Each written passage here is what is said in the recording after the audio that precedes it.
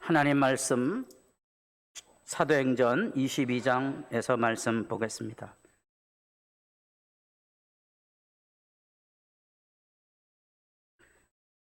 사도행전 22장 1절로부터 11절까지 말씀입니다.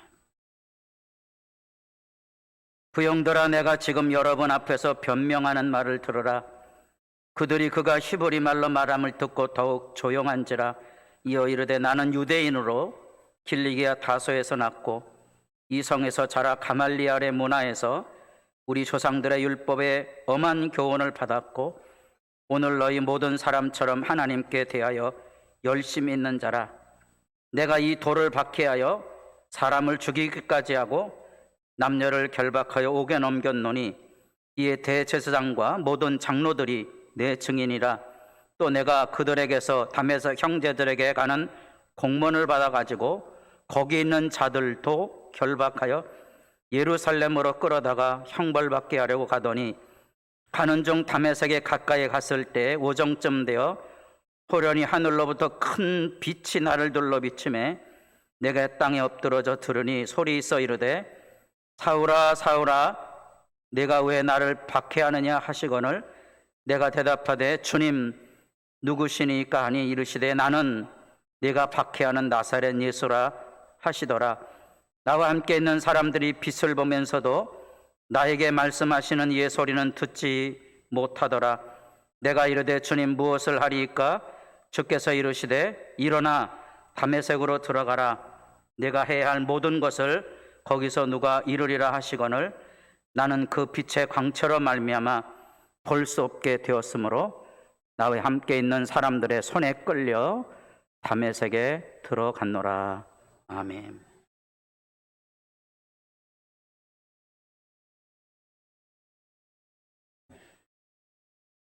주의 복된 은총이 있기를 바랍니다. 우리는 새벽에 이 하나님의 구원사의 기본이 되는 출애굽기 말씀을 읽어가고 있습니다.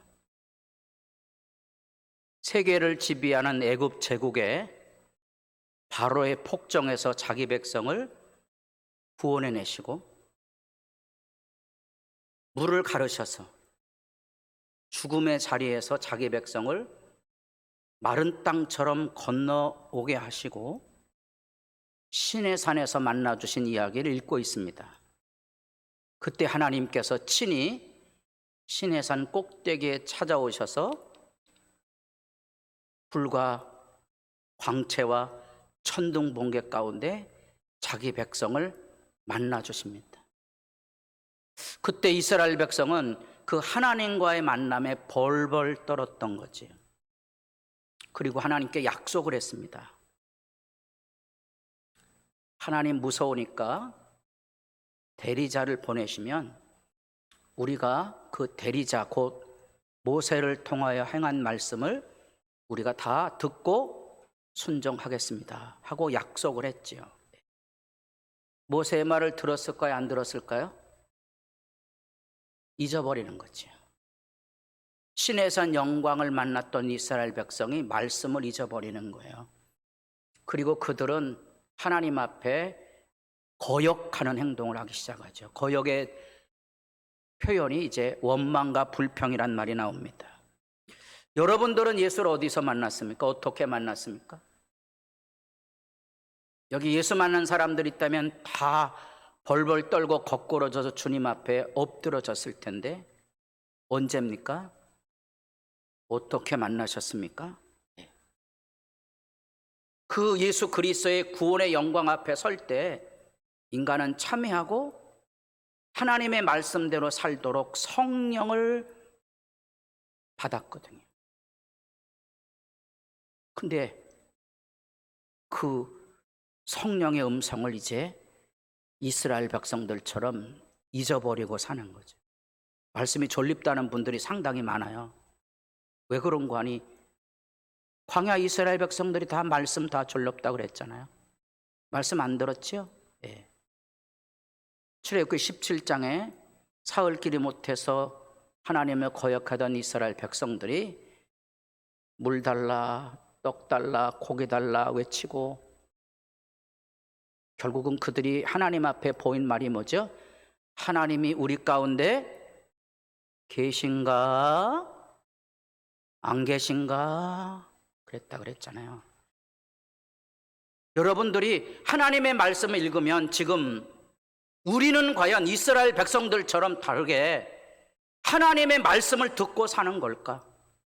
하나님의 말씀으로 물 없는 땅에, 원수들이 있는 땅에, 불뱀이 있는 땅에, 대적들이 있는 땅에 우리는 그 말씀을 통하여서 말씀을 힘입어서 하나님의 구원을 열어가며 살아가고 있을까? 아니면 이스라엘 백성처럼 똑같이 뭐가 없다, 뭐가 힘들다, 뭐가 어떻다고 불평함에 원망하고 세상에 굴복하고 하나님을 잃어버리는지 살필 필요가 있다는 사실입니다.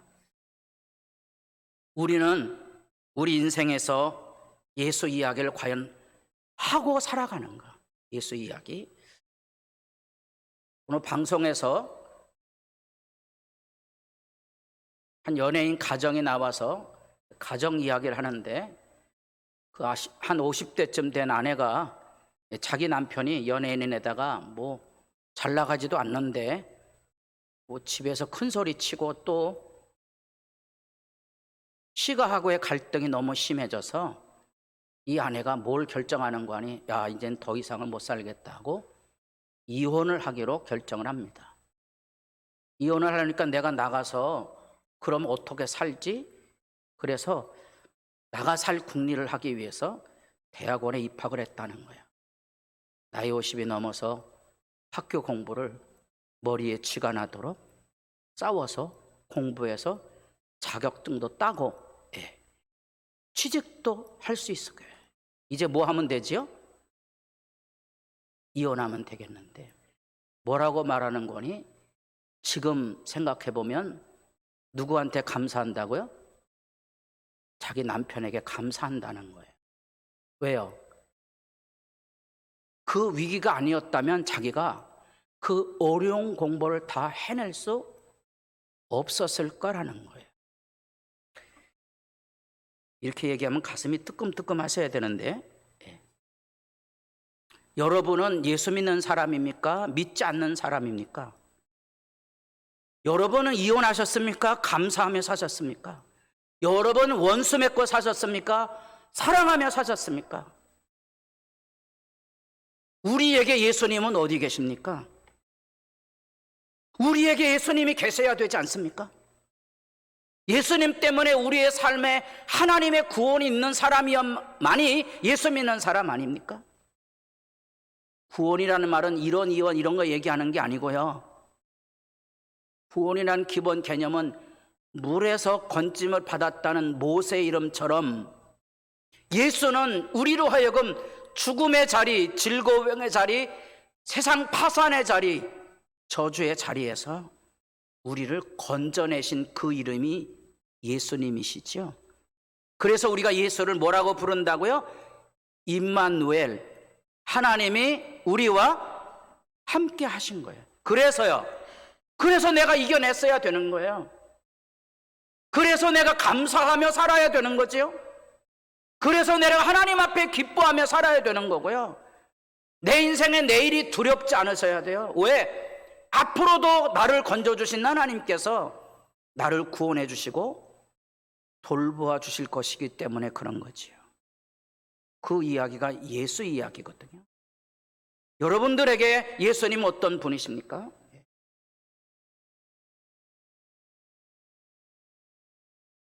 여기가 어딘 것 같습니까? 건물이 하도 오래돼서 기곡산장처럼 보이시죠? 사람이 안 사는 곳이에요. 이게 옛날 미디안 기도원으로 알려진 곳으로 제가 찾아본 거예요. 우리 집사람하고 지난달에 40년 만에 여기를 찾아갔어요. 기도원이 문을 닫았는데 어딘지 잘 모르겠더라고요. 근데 추정컨대 이게 교회당 건물 같고요. 이게 교회당 건물 같고요. 이게 이제 성교관이었던 것 같아요.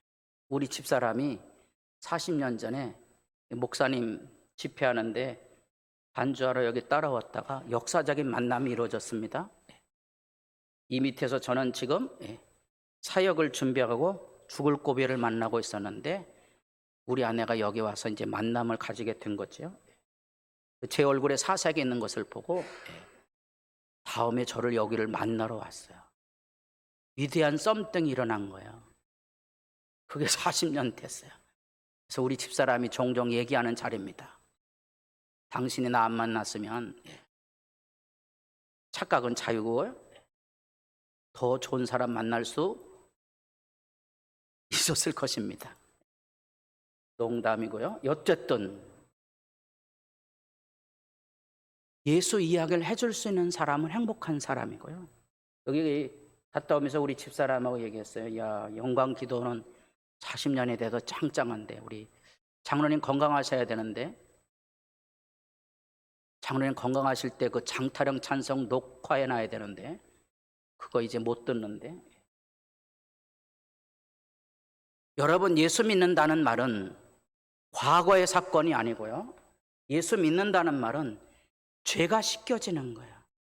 죄가 씻겨진다는 것은 모든 원망과 저주와 악의와 슬픔과 아픔을 다 씻어낼 수 있는 거예요. 깨끗한 사람이 되는 거예요. 세상을 아름답게 볼 수 있는 삶, 그게 예수 믿는 거예요. 그게 죄사함이에요. 죄사함을 받은 사람들은 옆에 사람 얼굴 보시고 하나님의 얼굴을 보는 거예요. 그게 예수 믿는 거죠. 그걸 가능하게 하는 게 뭐죠? 그게 성령 받음이에요. 성령 받으면 새로운 삶을 살게 해주는 거예요. 아름다운 삶을 살게 해주는 거예요. 즐거운 노동을 하게 해주는 거예요. 새벽에 성막의 지루한 얘기를 우리가 읽고 있습니다. 지루한 얘기가 아니고요, 행복하게 우리가 어떻게 일하며 하나님의 집을 지어가며 살아갈 수 있을까 이 얘기고요. 대제사장의 얘기를, 대제사장의 취임식, 위임식까지 우리가 읽고 있지만 머리부터 발끝까지 하나님 앞에 예수 그리스도의 영광을 볼 뿐만 아니라 내가 하나님의 사람으로 그렇게 깨끗하게 살아야 되는 거구나, 가슴에 12보석을 품는 것처럼 나도 그 누군가, 내가 부름받은 내 가족이나 내 교회, 내가 하나님 앞에 복음을 전해야 될 대상을 가슴에 품고 생명을 쏟아가며 기도해야 되는 대제사장의 그 본분을 내가 가지고 살아가야 됨을 확인하는 자리가 그 자리인 거지. 그게 성령 받음의 증거예요. 여러분, 예수님이 내게 오신 구원이 분명히 있으십니까? 구원의 길을 가셔야 됩니다. 그 구원의 길은 예수님께서 내 안에 오셨다는 거예요. 하나님이 내게 오셔서 내게 말합니다. 내가 너를 사랑한다고. 그래서 우리가 그 사랑에 감동해서 예배 시간에 오는 거예요. 이 예배 시간에 룰루랄라 노래하며 오는 거예요. 예배 시간에 목이 터져라 찬송하는 거예요. 여기 1년, 2년 만에 얼굴 뵙는 감격의 찬송이 있어야 되잖아요. 병원에 입원해 보신 적 있습니까?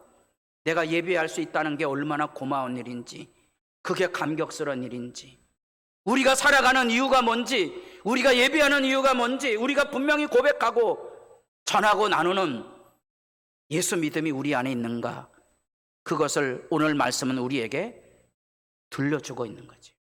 바울의 지금 예수 만난 이야기를 우리가 읽고 있는 거예요. 우리는 이사야가 하나님을 만난, 이사야가 선지자인데요, 하나님 몰랐겠어요? 아니잖아요. 하나님 알았지만 이사야 6장 우시야 왕이 죽던 때 성전에 올라갔다가 하나님의 영광의 임재를 만납니다. 그때 임재를 만나서 이런 고백을 합니다. 화로다 나여 망하게 되었도다. 하나님을 만난 사람은 다 하나님의 영광의 빛 가운데 내가 죽을 죄인이라는 것을 깨닫고 거꾸러집니다. 그래서 하나님을 만난 사람들은 사람을 비난하지 않아요. 다투지 않습니다. 왜? 내가 죄인인데 뭔 큰 소리 치며 삽니까? 이 하나님을 잃어버린 사람들이 큰 소리 치는 거예요. 화로도 나여 망하게 되었도다. 나는 입술이 부정한 사람이요 입술이 부정한 백성 중에 거주하면서 만군의 여호와이신 왕을 배웠습니다. 선지자는 말하는 사람이잖아요.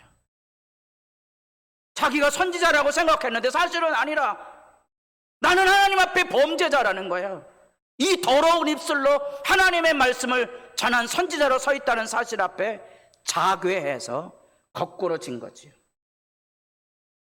거꾸로 진 다음에야 하나님의 음성을 다시 듣습니다. 내가 누구를 보내며 누가 우리를 위하여 갈고 하늘의 음성이 들려오자 이사야가 대답을 합니다. 내가 여기 있나이다. 이게 예수의 증인이에요. 하나님 앞에 회개한 사람들은 죄 사함으로부터 자유하기 때문에 이제는 행복한 거예요. 이제 즐거운 삶을 살 수 있게 돼요. 그게 자유예요. 자유인들만이 하나님의 말씀을 듣고 순종할 수 있어요. 자유인의 헌장이 십계명이에요. 나는 너를 애굽 땅 종되었던 집에서 구원해낸 여호와. 이제 자유인은 그 말씀을 기쁘게 들어요. 제가 예전에 학생들이 지금처럼 학교에 교과서를 들고 다니는 게 아니고 옛날에 다 책가방을 들고 다녔다 그랬죠. 여러분 옛날에 책가방에 뭐 교과서에다 참고서 이런 거 넣으면 이게 보통 무게가 아닙니다. 저같이 롱다리가 아닌 사람들은 이 가방 들면 가방이 끌리는 것처럼 보여요. 거기다 뭐라고 썼다 그랬죠? 어떤 애가? 고생보따리 이렇게 썼다는 거예요. 고생보따리입니까? 제가 얘기하지만 믿음에 실패하면 세상이 고생보따리고요. 예수 만나면 인생이 행복한 창조가 되는 거예요. 여러분들에게 예수 믿음의 분명한 증거가 있고 예수 이야기를 하는 행복한 사람들이 될 수 있기를 진실로 바랍니다. 그 자유가 있으면 이제 내가 뭘 해야 되는지를 하나님에게서 듣습니다. 내가 여기 있나이다. 그래서 이 세상이 내가 하나님 앞에 섬기고 봉사해야 될 부름의 장이 되는 거예요. 그래서 하나님께서 여러분들이 화천교회로 부르신 줄로 믿습니다. 이 망둥이들이 여기서 자기가 부름받은 일이 뭔지도 모르고 여기서 놀이터하고 앉았는 거예요. 여기서 여러분들이 와서 받은 은혜대로 기쁘게 일해야 될 것이거든요. 아침에도 우리 집사람이 이제 제가 좋아하는 얼큰한 찌개를 끓여서 맛있냐고 물어보더라고요. 별이 몇 개라고요? 5개.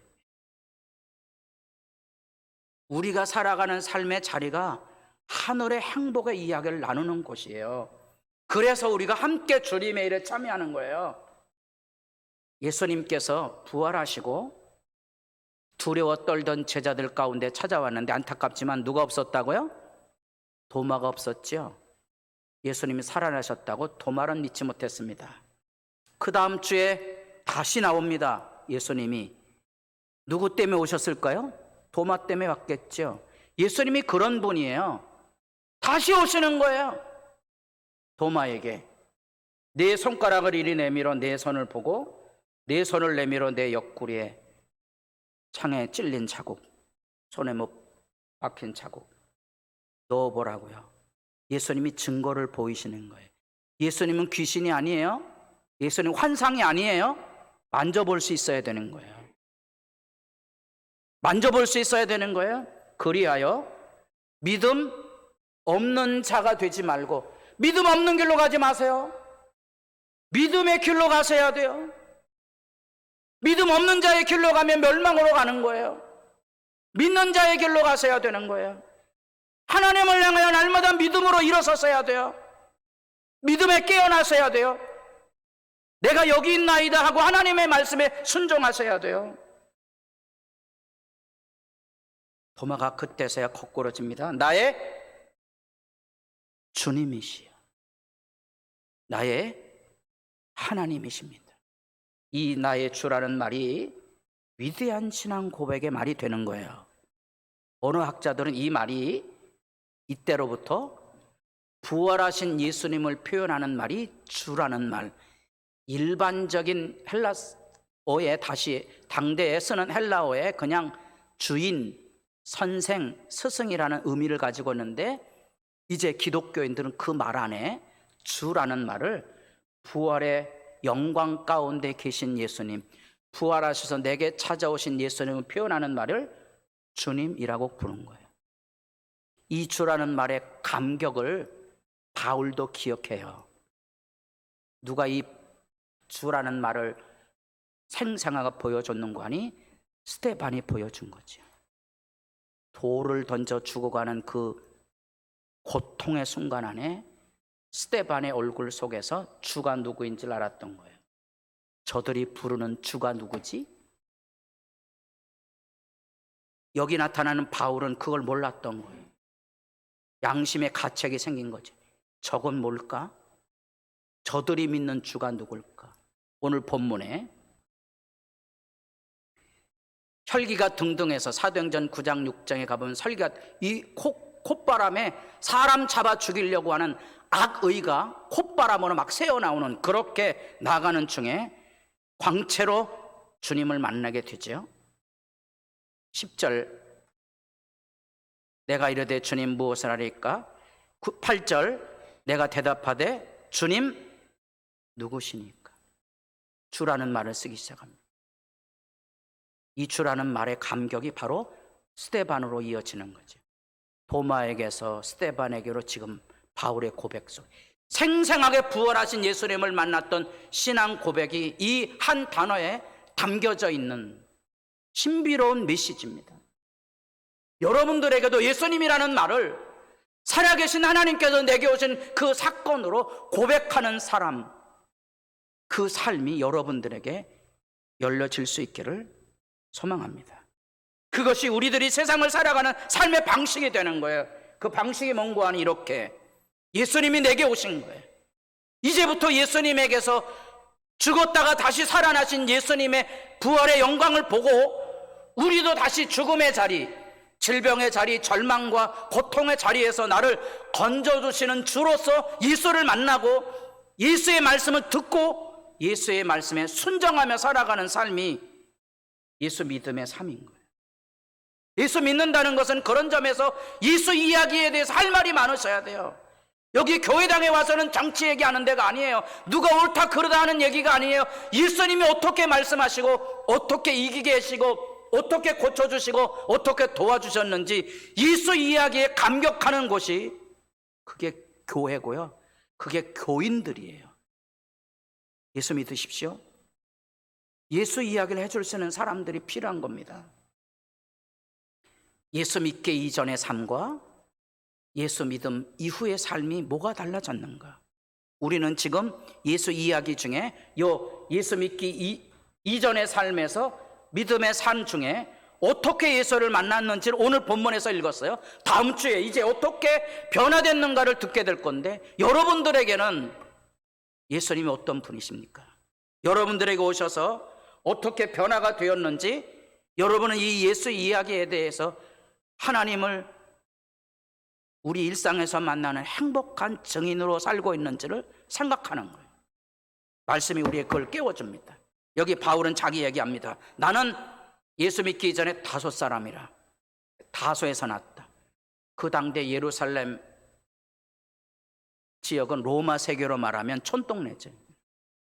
그래도 길리기아 다소 지역은 로마의 세계가 아시아로 진출하면서 이 다소라는 지역은 거대 도시 중에 하나입니다. 로마 세계에 그래도 꽤나 좀 있어 보이는 동네예요. 거기에는 대학도 있고요. 학문의 전당이기도 하고요. 자기는 다소 사람이에요. 공부는 어디서 했다 그래요? 예루살렘에서. 누구 밑에서요? 가말리엘 문화에서. 당대로 말하면 명망 있는 교육을 받은 거죠. 오늘로 말하면 스카이대 학벌쯤은 되는 거예요. 가말리엘은 사도행전 5장에도 나오잖아요. 아직도 생존해서 이 지금 바울이 복음을 전할 때 사내들인에서 가말리엘에게 지혜를 구할 만큼 명망 있는 랍비였던 거죠. 그리고 율법의 엄한 교훈, 엄격한 교훈이죠. 바리새파 교육을 받았고 더 중요한 거 있어요. 하나님께 대하여 열심 있는 자라는 거예요. 이 열심이란 말 주의해 보세요. 이 열심이란 말은 자기가 가지고는 종교적인 열심을 표현하는데 그 열심을 뭘로 바리새파 사람들, 당대 사람들이 표현하기 원했는 거니 이단 종파나 로마 세계 사람들을 죽이고 없애는 일을 열심으로 표현했던 거예요. 우리로 얘기하면 그 당대에 마치 항일운동을 했던 것처럼 일제시대 때 이런 항일운동하는 사람들을 표현하는 말이 그 당대는 열심을 가졌다는 거예요. 바울은 그 열심을 뭐로 표현했죠? 이단자, 이 나사렛 예수 기독교인들을 죽이는 일에 자기 열심을 표현했다는 거예요. 그리고 그 열심이 얼마나 극기에 달았는지 예루살렘 지역뿐 아니라 저 북쪽의 다메섹이거든요. 위치로 따지면 신우지까지 올라간 거예요. 북쪽으로. 거기까지 가서 예수 믿는 사람들을 잡아 죽여 없애는 일에 자기 열심을 표현했다는 거예요. 그게 예수 믿기 이전의 삶이에요. 그런데 그 다메섹으로 가는 중에 빛이 임했다는 거예요. 그래서 거꾸로 졌는데 그 빛은 정오니까 낮 12시인데 태양빛이 아닌 거지. 그 빛은 구약 성경에 여러분 아까 하나님을 만난 시내에서 하나님의 임재를 빛으로 보았다 그랬잖아요. 그 빛의 영광 가운데 거꾸로 진 거지. 눈이 먼 거예요. 하나님은 불순종하는 자는 신명기 28장에 눈먼 자가 된 것처럼 불신앙의 저주를 받은 게 된 거예요. 그리고 그 안에 놀랍지만 예수님의 음성을 들어요. 사울아 사울아 내가 왜 나를 박해하느냐. 나는 내가 박해하는 나사렛 예수라. 예수의 음성을 듣습니다. 여러분들에게는 예수님의 말씀이 들려옵니까? 여러분들에겐 예수님의 말씀이 살아있습니까? 여러분의 얘기가 아닌 하나님께로부터 받은 구원의 이야기를 해줄 만큼 여러분에게 생생한 예수 말씀이 살아있는가? 그 말씀은 우리를 사랑하시는 그 사랑으로 올려주는 말씀이에요. 누구든지 그 말씀을 한번 들으면 잊을 수가 없는 거예요. 그래서 성경을 사랑하는 거예요. 하나님의 말씀을 듣기 위해서.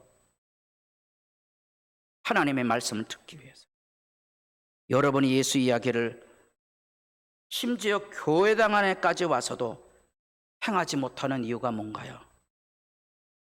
소심해서 창피해서 그런가요? 아니면 예수 만남이 없는 사람들은 아닙니까? 믿음에서 멀어진 불평하고 원망하는 광야에서 무너진 불신앙의 자리에 떨어져 있는 것은 아닌지 점검해 보실 필요가 있다는 사실입니다. 하나님은 입이 없으신 우상이 아닙니다. 하나님은 입을 지으셨고 하나님은 지금도 우리를 통하여 예수 이야기를 전하도록 우리를 부르셨다는 거예요.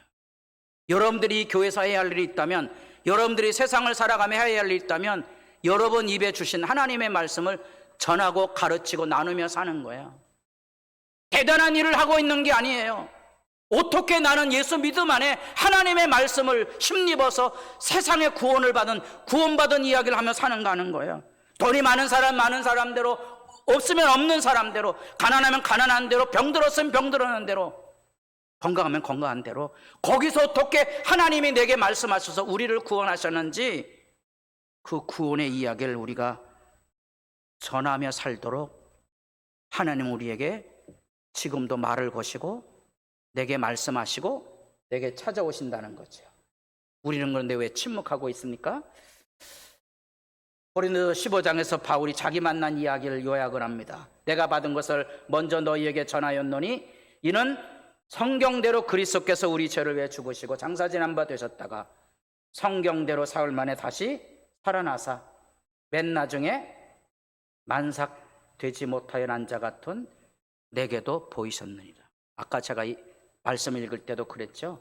나는 죄인으로서이다 그랬죠. 여기 만삭되지 못하였다.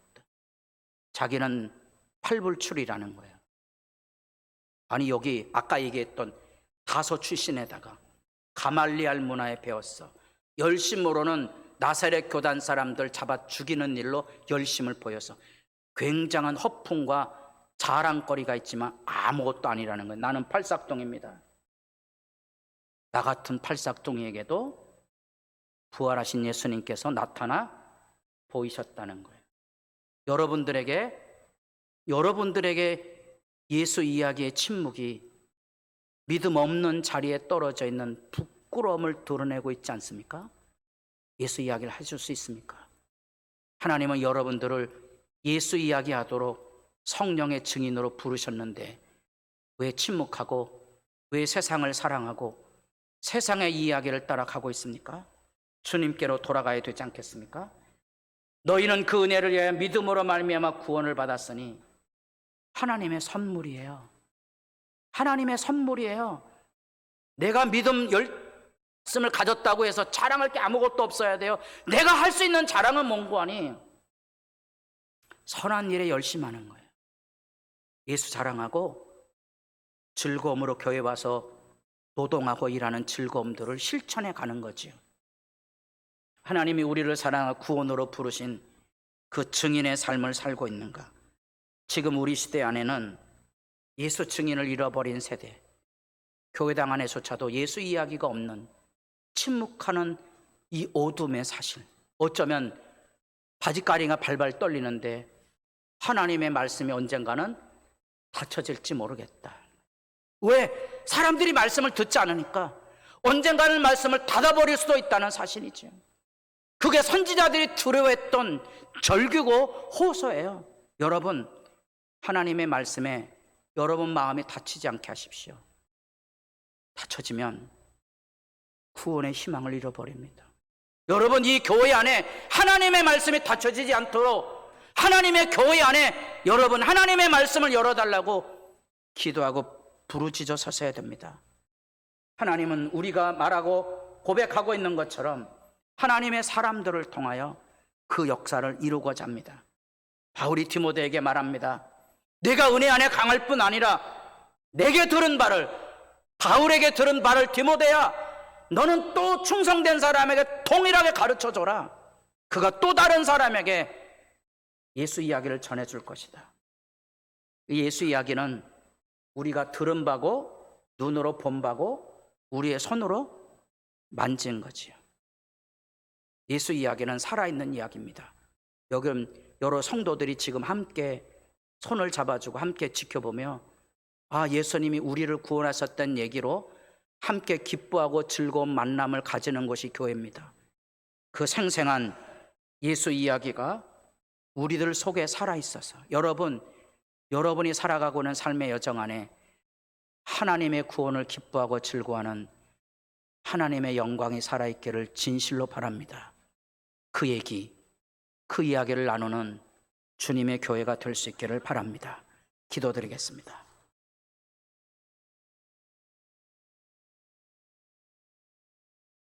한상에 대한 이야기가 아니고 예수님이 내게 오신 사실의 이야기, 찬밥 한 덩이를 놓고도 감사하는 그 구원의 기쁨의 실제 이야기, 교회를 섬기며 눈물을 흘리는 기도하는 자리에 예수 오신 그 얘기야.